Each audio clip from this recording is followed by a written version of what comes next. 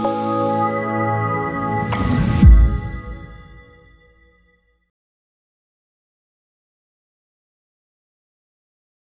దాంట్లో కూడా పోలీసులు మాత్రం ఇక్కడ ఒక మోనోపోలి అనే చెప్పొచ్చు. స్టేట్ మొత్తం ఒక యూనిట్ లో తీసుకుంటే పల్నాడు మాత్రం ఒక యూనిట్ లో చూస్తారు. నీకు అలా అనిపిస్తుంది అంతే. నువ్వు ఇదివరకు నువ్వు ఏం చేసినా చెల్లింది కదా. నువ్వు పోలీస్ స్టేషన్ లో పడేసి వీడియో కాల్స్ చేయించినా చెల్లింది కదా.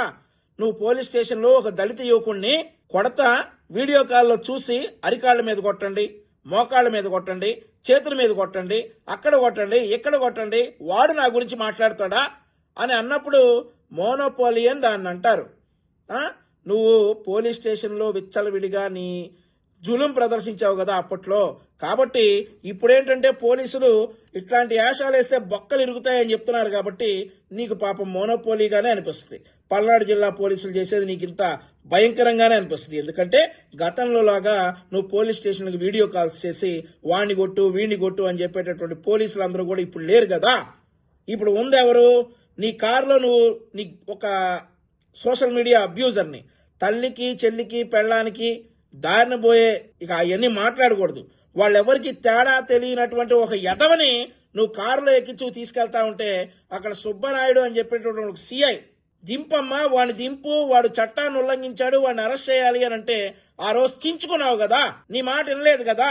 కాబట్టి నీకు అనిపిస్తుంది మోనోపోలి అని చెప్పేసి. వీటిని మోనోపోలి అనరు.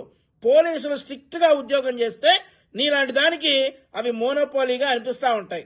పోలీసులు కనుక నువ్వు చెప్పినట్టు వీడియో కాల్లో దళిత యువకుడిని ఇష్టం వచ్చినట్టు కొడతా, నువ్వు చెప్పి మేడం అక్కడ కొట్టమంటారా మేడం, మొక్కల మీద కొట్టమంటారా, సరే మేడం అని చెప్పేసి నువ్వు చూస్తున్నప్పుడు వీడియో కాల్స్ చేస్తే పోలీసులు నీకు చక్కగా పనిచేస్తున్నట్టు కాదు.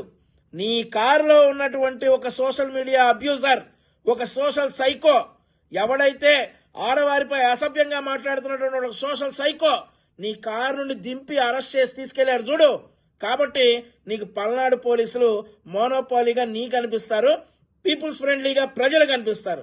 సో పల్నాడు పోలీసులు కానీ ఆంధ్రప్రదేశ్ రాష్ట్రంలో ఉన్నటువంటి హోంగార్డును కూడా నీకు విమర్శించే హక్కు లేదని చెప్పేసి ఈ సందర్భంగా మొక్క అయినటువంటి విడుదల నీకు తెలియజేస్తా ఉన్నా. పల్నాడు జిల్లాలో ఉన్నటువంటి పిడుగురాల మెడికల్ కాలేజ్ కి మేము వెళ్తామని